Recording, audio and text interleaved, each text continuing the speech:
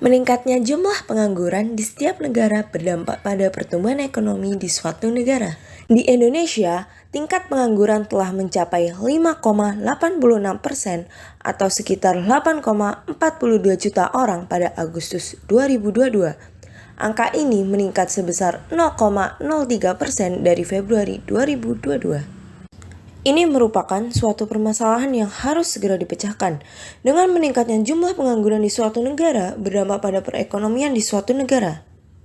Menurut Sadono Sukirno, pengangguran adalah suatu keadaan di mana seseorang yang tergolong dalam angkatan kerja ingin mendapatkan pekerjaan, tetapi belum dapat memperolehnya. Pengangguran adalah keadaan di mana orang ingin bekerja namun tidak mendapatkan pekerjaan.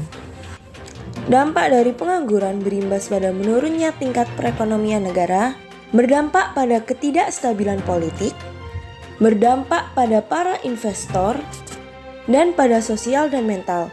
Banyak sekali dampak yang ditimbulkan dari pengangguran. Ditinjau dari segi ekonomi, pengangguran akan meningkatkan jumlah kemiskinan. Karena banyaknya jumlah pengangguran akan berdampak pada rendahnya pendapatan ekonomi, sementara biaya hidup terus berjalan. Ditinjau dari segi sosial, dengan banyaknya pengangguran yang terjadi, maka akan meningkatkan jumlah kemiskinan dan banyaknya pengemis, gelandangan, serta pengamen yang dapat mempengaruhi terhadap tingkat kriminal. Karena sulitnya mencari pekerjaan, banyak orang melakukan tindak kejahatan seperti mencuri, merampok, dan lain-lain untuk memenuhi kehidupan mereka. Ditinjau dari segi mental, dengan banyaknya pengangguran akan menyebabkan rendahnya rasa kepercayaan diri, memunculkan rasa keputusasaan, dan juga depresi. Ditinjau dari segi politik, pengangguran akan menyebabkan banyaknya aksi demonstrasi yang terjadi.